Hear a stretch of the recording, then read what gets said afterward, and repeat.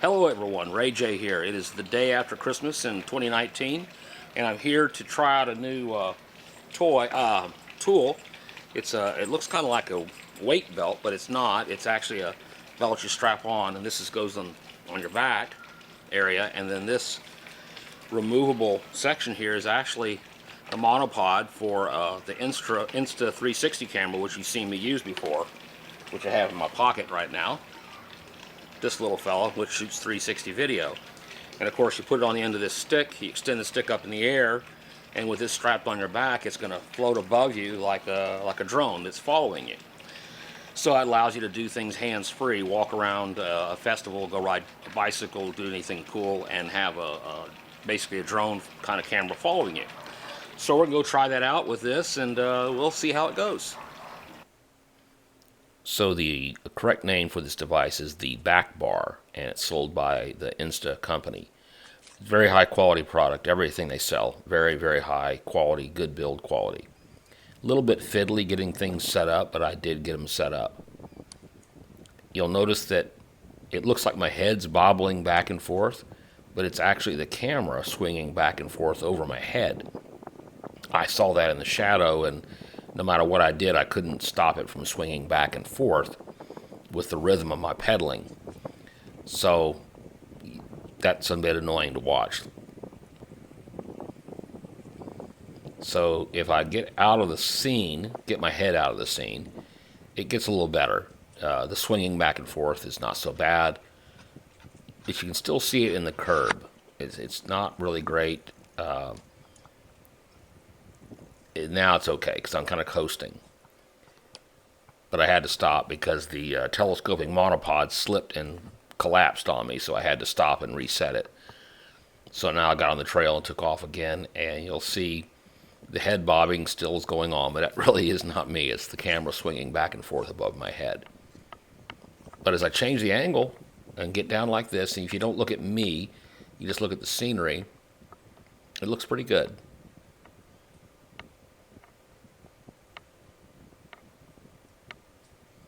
Maybe some dramatic music will help make this more fun.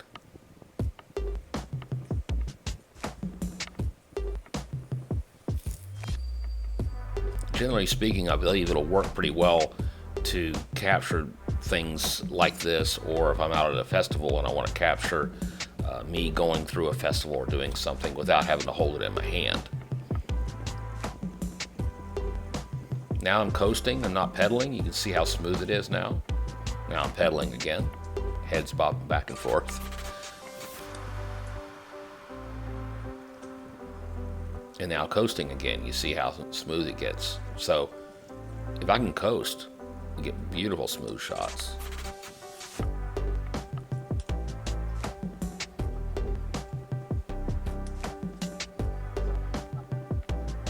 I had to run off the trail to get around someone here, so we'll speed that up.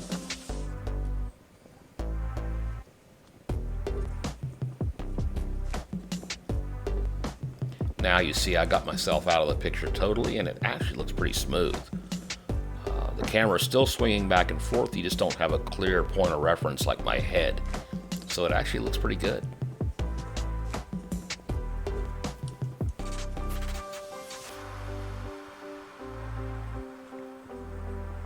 Now I could be turning the camera all around different angles and such doing this. I just didn't this time. But I could, and that would actually help enhance the scene.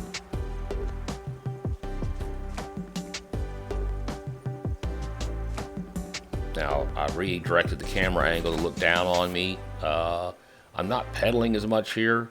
I'm just negotiating these tight corners. So the bobbling and swinging you see here is really just me just maneuvering the bicycle.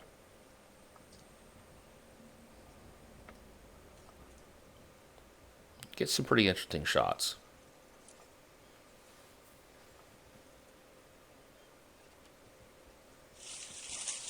So I decided to take two of the invisible selfie sticks and put them together, and that gives you about 8 feet of extension. And the thing is you cannot see the selfie sticks. It's amazing. They disappear. So it is just like it's hovering above. And I Now, I didn't look down directly on this shot, but I think I did later.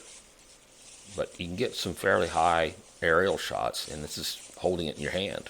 Oh, there we go. See, you cannot see anything, which is just crazy. So that's 2 selfie sticks put together to get the 8-foot height. And I think I run into a branch. Yep, right there. Yep, they're kind of high up. Have to be careful for that.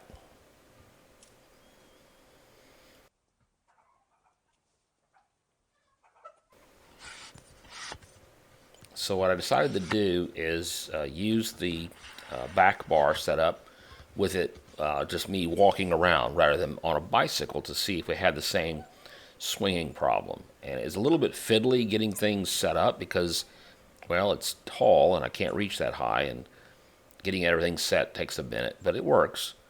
And it's pretty smooth. I think if I learned how to walk a little more smoothly, it might be better. But it's not bad. The idea here is, in some cases, is to get some behind the scenes shots of me when I'm at a festival or doing a video shoot or something, because I can have a camera like right above my head catching the action. Like if I stop to take a photograph or whatever, I can have a camera just catching everything, and that's kind of a nice feature to have. I wouldn't use it all the time, but I would like to use it sometimes.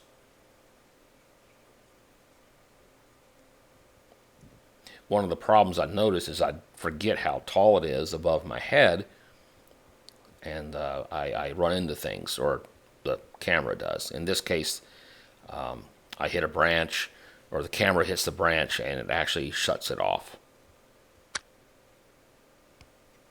So I had to reset everything, and you'll see I fiddled and turned and moved, and you'll notice that the monopod collapses a couple of times. I don't know if it's the shaking of the back bar that causes it to come loose, and I have to tighten it tighter, but I think that's what it is. I think I just have to learn how to tighten it up tighter, because it collapsed on me 4 or 5 times.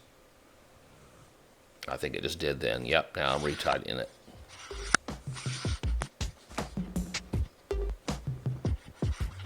And I definitely won't be stopping to do that if I'm in the middle of a shoot. So I'm going to have to tighten up that monopod really tight when I put it on the back bar. All in all, I think it's going to be a pretty good tool. I just hit some more sticks just there.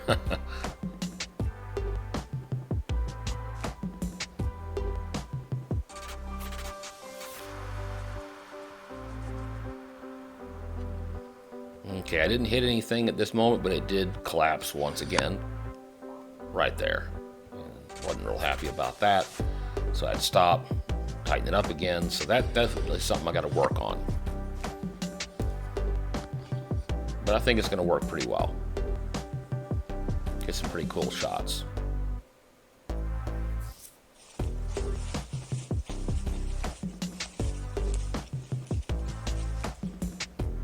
And with the exception of the times that I have an assistant with me, I just won't get any behind the scenes shots or anything when I'm working.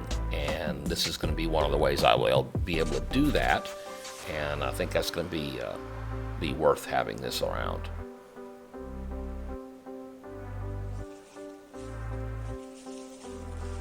And I think it's going to be really good having this tool in my toolkit. It's going to help me get a little bit more done on every shoot.